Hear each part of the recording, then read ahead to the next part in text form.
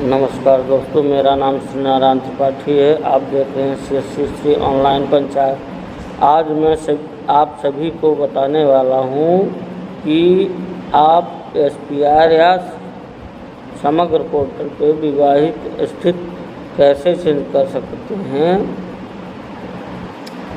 साथ ही आप सभी दोस्तों और भाइयों को रक्षाबंधन की ढेरों शुभकामनाएं। क्या प्रक्रिया है, नई प्रक्रिया क्या आई है, 5 स्टेप में ये प्रक्रिया हुई है। SPR में विवाह पोर्टल की स्थिति को सुधार या नया विवाह पंजीयन करने के लिए अगर कोई लड़की शादी करके इस गांव में आई है, उसकी क्या प्रक्रिया होगी, और अगर किसी के समग्र ID में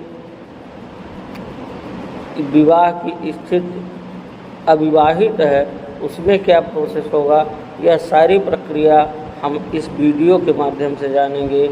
और आपसे अनुरोध यह है कि आप हमारे इस चैनल को ज़्यादा से ज़्यादा सब्सक्राइब करें, वीडियो को लाइक और शेयर करें, जिससे मैं आप सभी के लिए ग्राम पंचायत से जुड़ी या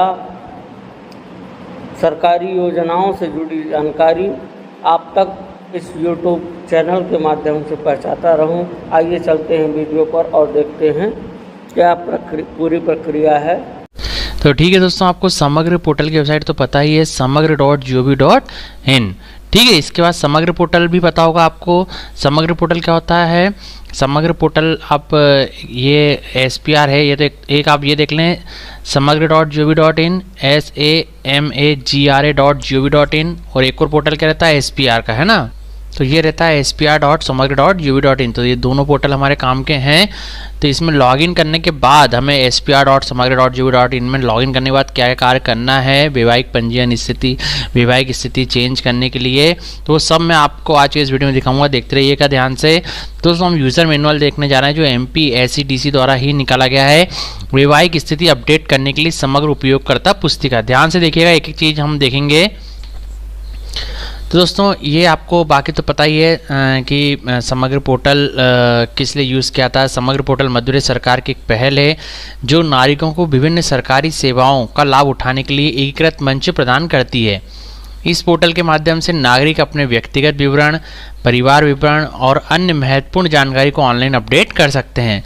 इस पुस्तिका का उद्देश्य उपयोगकर्ता को समग्र पोर्टल पर अपनी वैवाहिक स्थिति को सही और सटीक तरीके से अपडेट करने में सहायता करना है।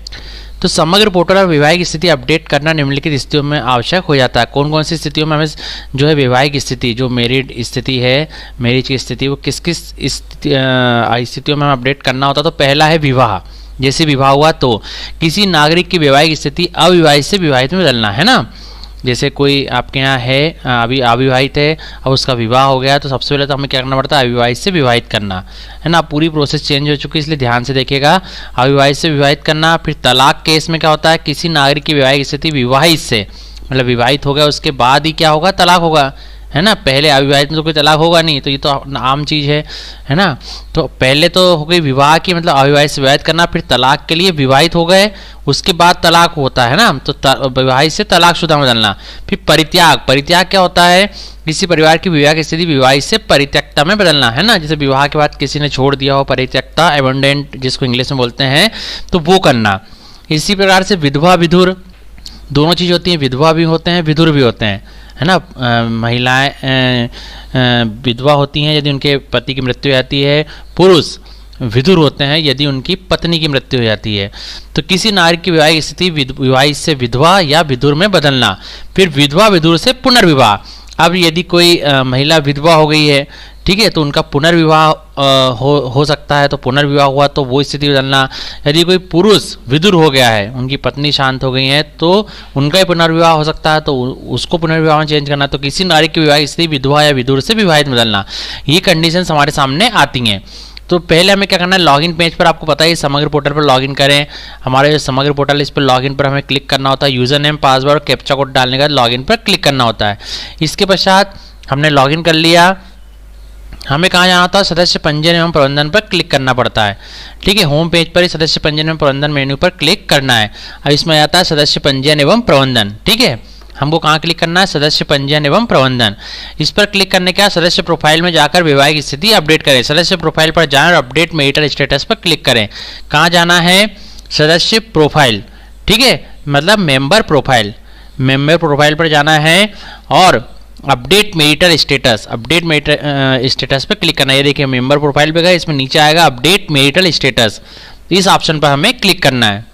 ये क्लिक किया, जैसे क्लिक किया तो समग्र आईडी दर्ज करना है और सर्च बटन पर क्लिक करना है। ये क्लिक करने के बाद हमें सीधे समग्र आईडी दर्ज करना है ना, और सर्च पर क्लिक करना है। जैसे यहाँ के मान लें हमारी ग्राम पंचायत के या वार्ड का रहे लड़का है, वो विवाहित हो गया है ना, तो अब उसको विवाहित करना है तो सबसे पहले हमें क्या करना होगा, उनकी 8 अंकों की जो है मेंबर आईडी डालना होगा। उसके बाद सर्च पर क्लिक करना होगा। तो जो हमारे यहाँ के जो सदस्य हैं जिनकी शादी हुई तो पहले उनकी हमें आईडी डालना है यहाँ पर, और सर्च पर क्लिक करना है। सर्च पर क्लिक करने के बाद विवरण देखें और ड्रॉप डाउन से वैवाहिक स्थिति का चयन करें। विवरण देखें और ड्रॉप डाउन से वैवाहिक स्थिति का चयन करें, ठीक है। तो यहाँ क्या होगा, अपडेट मैरिटल स्टेटस, है ना। अब पूरा आपको नेम आ जाएगा, उसमें जेंडर आ जाएगा, जैसे मेल है ना, लड़का है मेल। स्पाउस नेम अभी नॉट एप्लीकेबल आएगा, डेट ऑफ बर्थ लिखी आ जाएगी, समग्र आईडी, स्पाउस आईडी अभी कुछ नहीं रहेगी। करेंट मैरिटल स्टेटस अनमेरिड, मतलब अविवाहित है। रिलेशन विथ हेड जो भी है वो आ गया है ना। न्यू मैरिटल स्टेटस अब क्या करना है, तो अनमेरिड आ गया, अविवाहित। न्यू मैरिटल स्टेटस हमें क्या करना है, मैरिड। तो देखो इस तरह से हम ड्रॉप डाउन से जो है विवाहित का चयन करेंगे, मैरिड वाला। अब दोस्तों हमें क्या करना है, जैसे हम न्यू मैरिटल स्टेटस करेंगे यहाँ पर मैरिड विवाहित, तो यहाँ पूछने लगेगा प्लीज़ एंटर द स्पाउस समग्र आईडी। अब लड़की जो है, जो बहू आई है, वो जहाँ से भी आई है ना, जिस भी जिले या जिस भी तहसील से आई है, तो वहाँ की समग्र आईडी हमें यहाँ पर लगेगी। उनसे हमको समग्र आईडी उनके घर की बुलाना पड़ेगा और उनकी समग्र आईडी यहाँ पर डालना होगा। जैसे हम पहले विवाह पंजीयन में करते थे ना, तो सेम प्रोसेस यहाँ से होगी। तो यहाँ डालेंगे हम उन अंकों की समग्र आईडी, बहू की, लड़की की, और गेट डिटेल्स पर क्लिक करेंगे। जैसे ही क्लिक डिटेल्स पर क्लिक करेंगे तो अपडेट मैरिटल स्टेटस में सब ये तो बाय डिफॉल्ट आ जाएगा।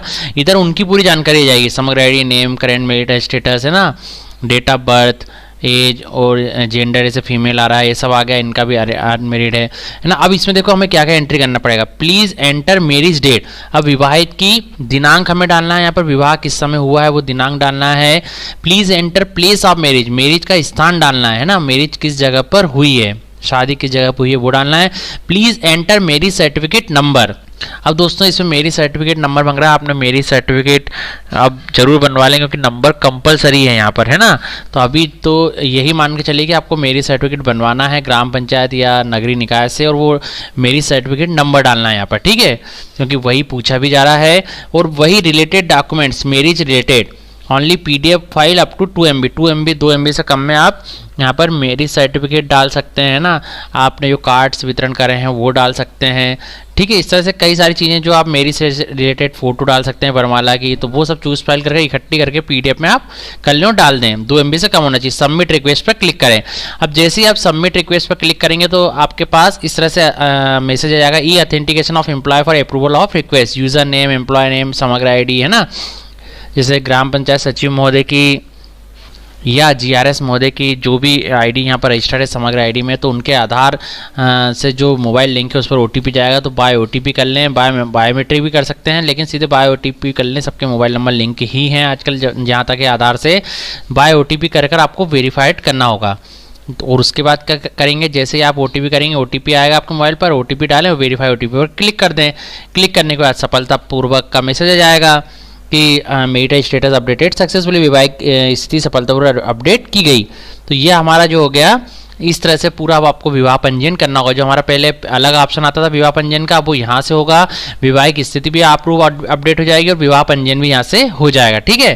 तो ये आ गया है। अब दूसरी स्थिति क्या होगी, दूसरी स्थिति हो सकती है विवाहिता से तलाकशुदा स्थिति में अद्यतन करना। अब किसी का विवाह हो गया, उसके बाद तलाक हो गया है, तो कैसे हम अपडेट करेंगे। तो विवाहित से तलाकशुदा स्थिति में अद्यतन अपडेट करना और नई परिवार आईडी बदलें, ठीक है। तो विवरण सबमिट करें और सफलता संदेश प्राप्त करें। तो इसमें भी हमें वही जाना पड़ेगा, मेंबर प्रोवाइड पर अपडेट मैरिटल स्टेटस। अब देखिए यहाँ सब डिटेल आ जाएगी, आप आईडी डालेंगे तो। उसके बाद न्यू मैरिटल स्टेटस, है ना। अब यहाँ आप डाइवोर्स डाल रहे हैं, तलाकशुदा, ठीक है। तो इसके बाद सेलेक्ट द राइट ऑप्शन आ जाएगा, तो आपको यहाँ क्लिक करना है, do you want to separate the family and create a new one. क्योंकि तलाक हो गया है तो अब क्या करना पड़ेगा, तलाक भी वैलिड आपको डॉक्यूमेंट लगाने पड़ेंगे यहाँ पर, है ना। तो तलाक हो गया है तो आपको क्या करना पड़ेगा, फैमिली को सेपरेट करना पड़ेगा और नई बनाना पड़ेगा। तो यहाँ क्लिक करेंगे, इसके बाद अपडेट मैरिटल स्टेटस ये सब आ ही जाएगा। अब देखिए यहाँ जैसे आप पूरी डिटेल डालेंगे तो यहाँ पर आपको जो रहेगा पूरी डिटेल आपकी आ जाएगी, है ना। अब जिससे भी तलाक लेना चाह रहे हैं उसकी आई डालेंगे, यहाँ पूरी डिटेल आ जाएगी उनकी।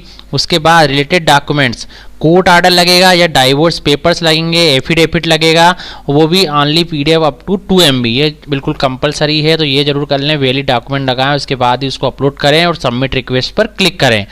जैसे ही सबमिट रिक्वेस्ट पर क्लिक करेंगे तो आ जाएगा आपका अनुरोध सफलतापूर्वक सबमिट कर दिया गया है, आपके अनुरोध ID जाएगी, आपका अनुरोध 24 घंटे भीतर अद्यतन अपडेट कर दिया जाएगा, है ना। तो इसमें OTP नहीं आया और जो है सीधे अपडेट हो गया। अब हम करने जा रहे हैं विवाहिता से परित्यक्ता स्थिति में अद्यतन करना।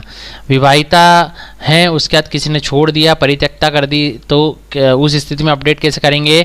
तो उस स्थिति में अपडेट करने के लिए हमें क्या करना पड़ेगा, वही member profile, update marital status, ID डालना है, समग्र ID, सारी डिटेल आ जाएगी। अब करेंट मैरिटल स्टेटस मेरिट दिखेगा। अब न्यू मैरिटल स्टेटस हम क्या डालने जा रहे हैं, एवोडेंट मतलब परित्यक्ता। तो सबमिट रिक्वेस्ट पर क्लिक करेंगे। जैसे ही सबमिट रिक्वेस्ट पर क्लिक करेंगे तो आपके पास OTP आएगा, ठीक है। GRS महोदय, सचिव महोदय, अवार्ड प्रभारी महोदय के पास गेट OTP पर क्लिक करना है।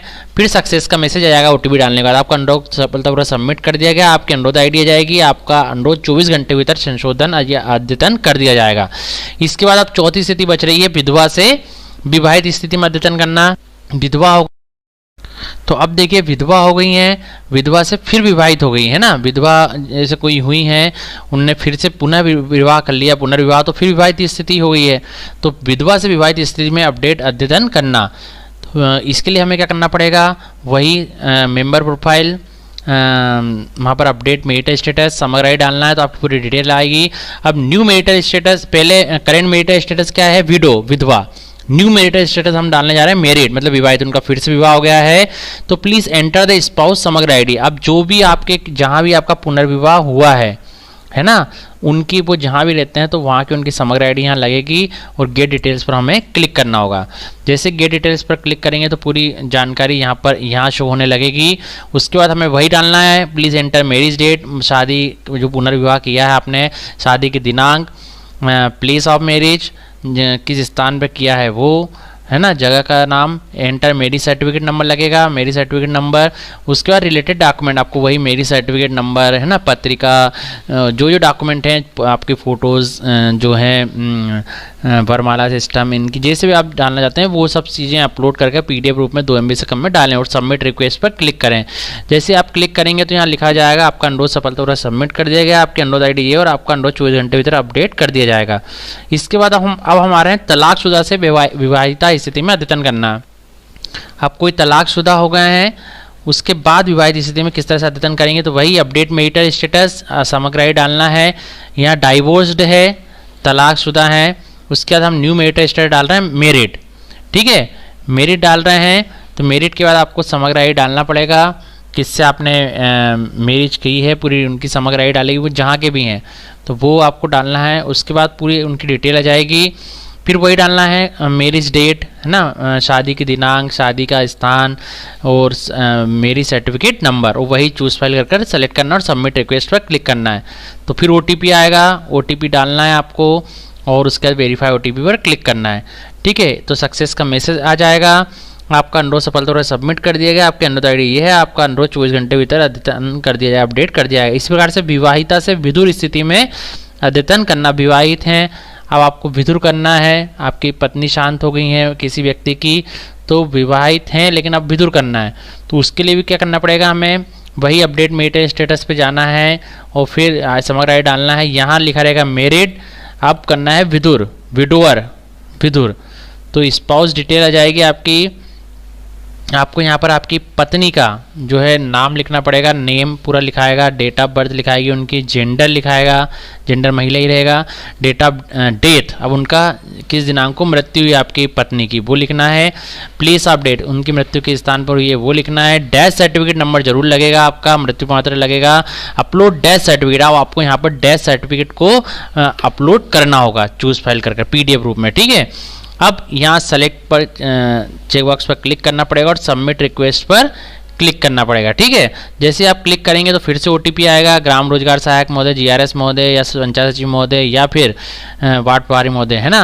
तो OTP आएगा, OTP से आपको वेरीफाइड करना पड़ेगा और यहाँ लिखा जाएगा आपका अनुरोध सफलतापूर्वक सबमिट कर दिया गया, आपके अनुरोध ID ये है, आपका अनुरोध 24 घंटे भीतर अपडेट कर दिया जाएगा। तो ये पूरी प्रोसेस है दोस्तों, हमने सारे पॉइंट से देख लिए क्या क्या पॉइंट से हमें विवाह स्थिति चेंज करना है। बिल्कुल प्रोसेस नई हो चुकी है, पहले अलग था विवाह पंजीयन का, पूरा नया हो चुका है। ये आप पूरा वीडियो ध्यान से देख लेंगे तो आप पूरे कार्य वैवाहिक स्थिति से संबंधित, है ना, वैवाहिक स्थिति से संबंधित सारे कार्य आप आसानी से कर सकते हैं।